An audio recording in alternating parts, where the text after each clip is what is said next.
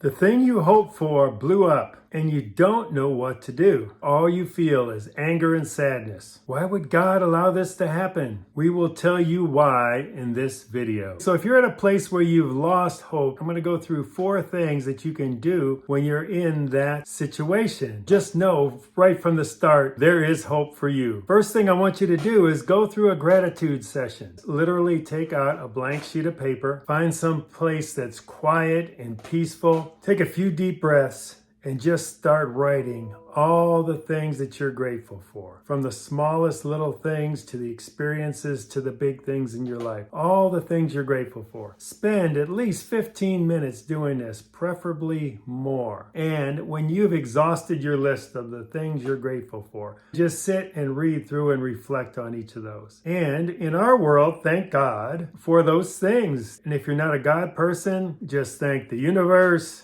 Thank whatever it is that you believe in, but be thankful. Have a gratitude session. Point number 2, recognize that there is a bigger plan at work for you. Think about it. If you're feeling hopeless right now, it is because of a circumstance or a situation that is going on in your life. If you focus your mind on the macro, on the big picture, and look back on your life and say, okay, I've faced situations in the past that seemed hopeless at the time, but here I am. I'm living proof that I can get through those kinds of situations. After you've done your gratitude, then I want you to focus on the future, that this is all part of the plan to just make you better, to make you stronger, to make you more resilient, to teach you something. Oftentimes, those situations that feel hopeless are really lessons in a learning to, how am I going to improve from this? What is the lesson I'm supposed to learn? That's where you find a nugget or 2. I would encourage you to write this out. If you've got a journal, after you've done your gratitude exercise, write that out as well. It is part of a bigger plan. You don't have to know what the bigger plan is, but just to bask in the knowledge that,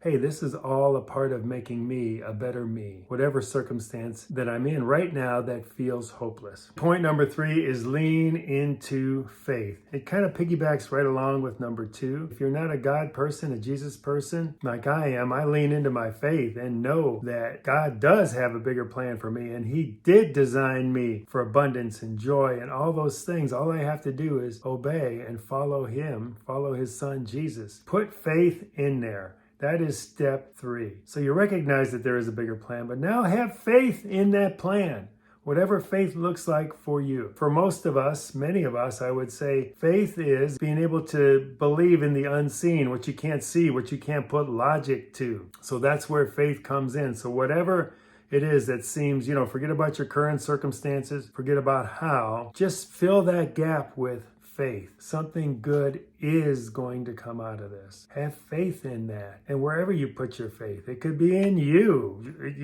whatever. That's where I was most of my life, as I put my faith in me. It can be exhausting to do that, but it can work for you too. So that's step 3. So you've got gratitude, believing in the big plan, the longer term plan that you're going to come through this and it's going to make you better. And then how do you manifest into that bigger plan is through faith, because you won't be able to logic your way through it. You won't be able to use your rational mind to get there. You've got to put faith in there. And the 4th step is not in your strength. This is the surrender step. And again, if you're not a God person, for me, it's surrender my life to Jesus and know that nothing will happen because of me. It's all through Him or the greater power or whatever.